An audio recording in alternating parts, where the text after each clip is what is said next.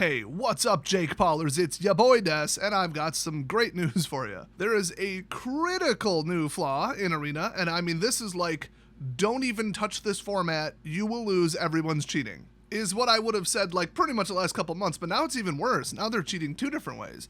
But first, I'm getting multiple reports, and you can see why people sent these to me urgently, that the card Approach of the Second Sun is broken on Arena currently. If you play it a second, third, or fourth time, you get 7 life, it goes back into your deck, and then you don't win. Now some of you might say that makes sense, because in a game against Approach of the Second Sun, nobody wins. It is nothing but pain and suffering, there are no winners. Okay, if you're not familiar, the typical way to run this, especially in Standard at the time, now I believe it's in Historic, I would assume, is to run about 36 control cards, maybe some draw scry if you want to save a little bit of time, but that doesn't seem to be a priority for these people. And then, eventually you'll pull the combo, and the rest is just board wipes removal, exile, counter spells. It's really a miserable deck to play against. So even though they didn't put Battle at the Bridge back into the remixed Kaladesh, they decided to put Approach of the Second Sun back into the remixed Amonkhet. Somebody has some questionable taste in card selection. But yeah, we need to get this fixed immediately, okay? We need to get these people back out into the community, ruining games, ruining everybody's good times, and getting free wins that take an hour when they could have just played a faster deck and gotten in 10 games in that time, and then probably gotten more than one win.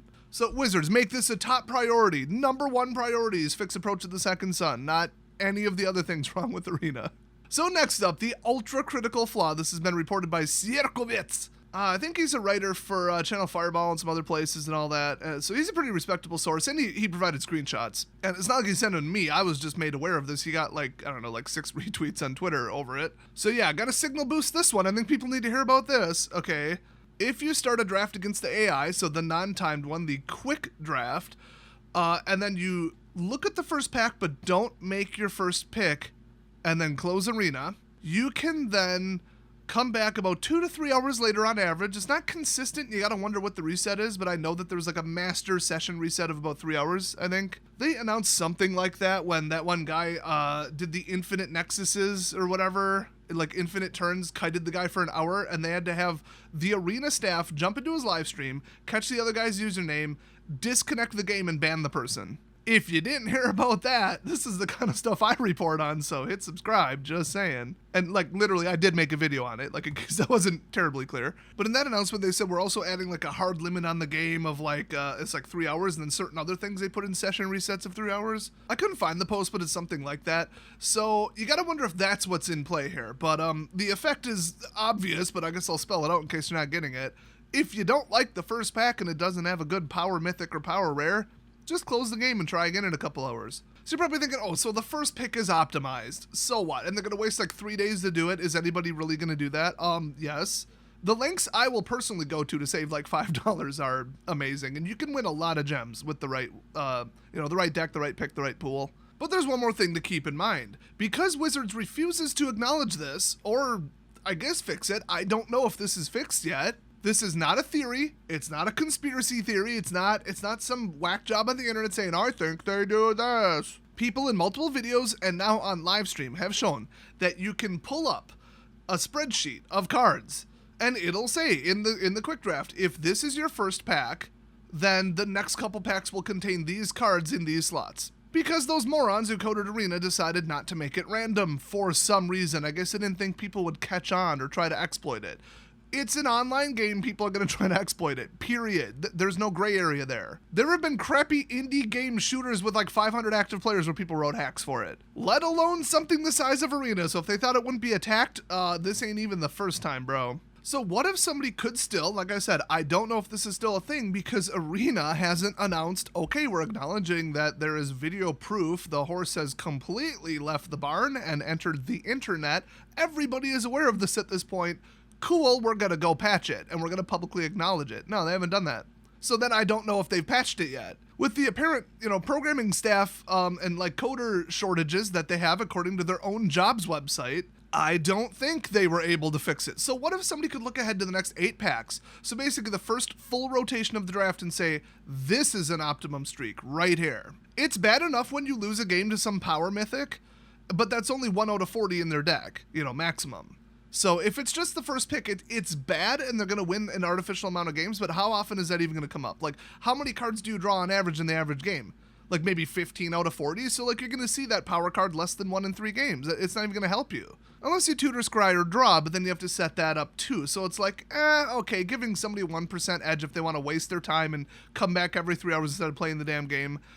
It's not the end of the world. I'm still pissed that it exists. I don't like it when anybody has an unfair advantage over me for any reason when like actual money is on the line. And by actual money, I mean I think I've given them $40 in the last 3 years. I don't buy my gems. I earn them. But like, dude, that's super not okay. And then if they can like rig the first, 15 picks, now we've got a big problem. So they need to fix this. And here's another thing that I should remind you. One of the upcoming $2,000 tournaments, one of the Magic Opens, the format is going to be draft. Now, I assume it's going to be premier draft against humans because there's going to be so many humans. And they know that the AI one is so broken. But if it is quick draft, because as far as I know, they didn't specify, now you got money on the line. As soon as money's on the line, now you got lawsuits on the line. So if you think this whole plug your ears and go nah and pretend it's not happening while the entire internet knows that you're lying and avoiding the question, if you think that's new to the Arena team, I got news for you. Remember the guy who tracked 1 million games and found out that there's clearly a flaw in the code that was throwing off on average the draws? You were getting repetitive cards by like a 3.8% advantage, and that was like exactly 1 divided by 60 or 2, I don't know. And he was like, oh, they're just overloading the array of possible cards, including the other card that's already out. Oops. And then they silently fixed it because as soon as he announced it, he waited a couple weeks and then retracked 150,000 games with a third-party plugin, by the way.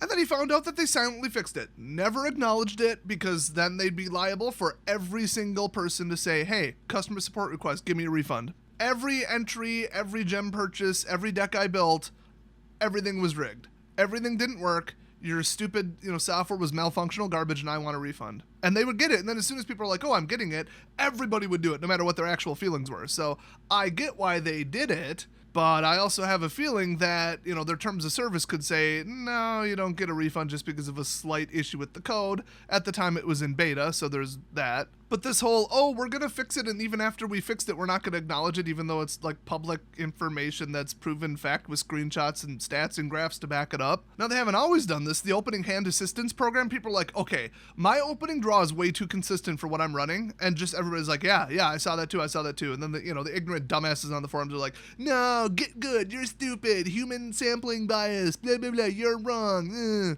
I'm saying you're wrong with no evidence because I want to sound superior. And then they come out and said, yeah, there is a hand assistance program. We draw 2 hands, and then we pick the best mana density between the 2, and then give you that one to prevent bad games. But we apply it to everybody evenly, and it stops the whole I'm stuck at 1 or 2 or I mulled to 5, which, yeah, nobody wants to play that. They've basically eliminated that. It was one of the smartest systems they put in. I don't disagree with it, but then as soon as people started exploiting it by running 13 mountains, that was a problem. And then the whole tournament, like the whole top bracket was just 13 mountain exploit decks. I can see why it can backfire when they come out and acknowledge like that something in the background is going on that's kind of shady, that's kind of tweaking things, that's a little bit less than random, a little bit, they're nannying you and they know best and, they can fix everything and they know better than you and don't worry, just trust the system, which I trusted the system, just kidding, I'm being ironic. And so I did the opposite and tracked 1,000 games and I went first 22% of the time. The first time I tracked it, full disclosure, it was like shifted by like 8%. It was like 42.58 or whatever. And I was like, okay, that's suspicious enough. But the second time I tracked it, I thought, I think I know the conditions under which this is happening. And then I only counted the games where I did that, where I ran the same deck that had a high win count without changing it for like over the third time in a day. Suddenly it hit 22%. So they were rigging it when they wanted to slightly give somebody an advantage. So if you think Arena is fully like random and equivalent to paper and everything's 50-50 and anybody saying otherwise is, they're just coping, they're just mad, get good. Well, I have like numbers and science and proof, and this guy has screenshots, and another guy has 1 million games he tracked with a third-party program. So everybody just saying, oh, you're all paranoid, oh, conspiracy theory. No, you're the idiot. You need to update your information. So I just wanted to throw that out there. Also, one more thing while we're on the topic of Arena, because you guys, if you're this far into the video, you're interested in what's going on with like the behind-the-scenes stuff there, so I might as well blow the lid off this one. Did you notice that some of the dailies reset at one time, and other of the dailies reset at a different time. I don't have it pinned down exactly what it is. I have kind of a ballpark, and somebody else brought this up to me, and I told them, I said I was thinking the same thing. It appears that one of them is resetting at approximately midnight India time. Now mix that with the rumor going around that the original programmers of Arena have been fired or quit over like a wage thing, or they just didn't want to do maintenance, they want to actually design games. Either way, they left, and that's pretty much confirmed. I could check. We actually have their names. I could just go on LinkedIn, but like it's pretty much confirmed. But if you go to the Wizards job website, they're hiring for almost every position it takes to make or maintain the damn game. So wait a minute, the original programmers aren't there. That's why so many mistakes have been made in Arena lately, because it's not the original programmers. They don't know the code. They didn't write it initially, and they're not as experienced or talented. So that's why we've been seeing so many glitches and problems. But if they're still hiring for somebody locally to do the job, who's doing the work? Who's editing the code? And the answer is probably, just a coding contractor, and ones in America cost a fortune. So people tend to look to India, Philippines, Thailand. I mean, anywhere can do coding. And honestly, the Philippines, they speak English pretty good there. Oh, pardon me. They speak English pretty well there.